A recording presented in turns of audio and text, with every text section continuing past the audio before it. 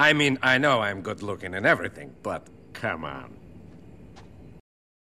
No way! Why did I see so many people complaining about the PS5 controller when it was revealed? I don't get it.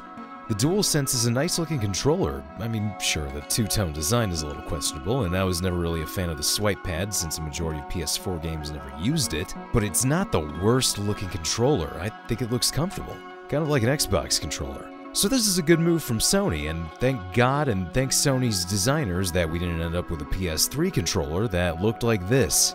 Tell me again that the PS5 controller looks uncomfortable or weird. Now imagine holding a Boomerang that's somewhat banana-shaped. This controller was revealed alongside the PS3 at E3 2005, and I remember watching that when I was younger when E3 was broadcasted on G4 TV, and when I saw it even back then I was like, what the hell? What is that? The funny thing is, it doesn't seem like it was a working controller at one point, but that doesn't mean that Sony never considered it as a design.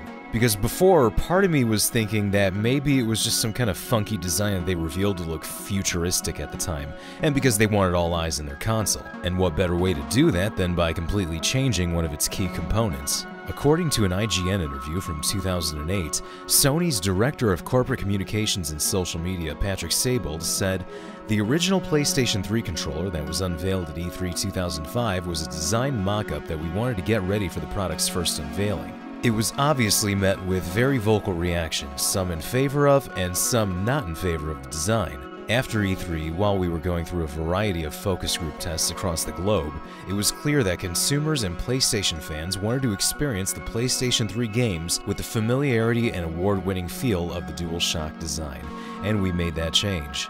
I'm really glad they did too, seriously. You can't tell me that that's comfortable. By E3 2006, they went back to the original DualShock design. By the way, the PS3 dev kits didn't use this controller either.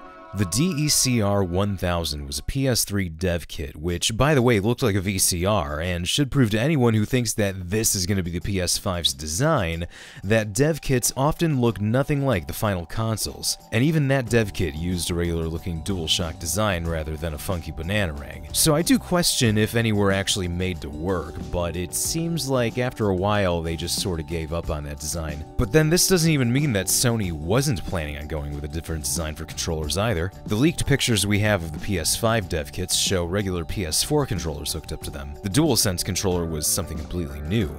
I guess it's just another one of those things that really interests me, hearing about prototypes and researching old technology, just like how cut stuff from video games fascinates me. Sometimes the hardware we use to play those games can have really interesting stories too. So while Sony themselves might have realized that this design just looked really goofy, what do you think of it? Did you like the original design of the PS3 controller? Do you think that they should have gone with something else? Also, what did you think of the PS5 controller?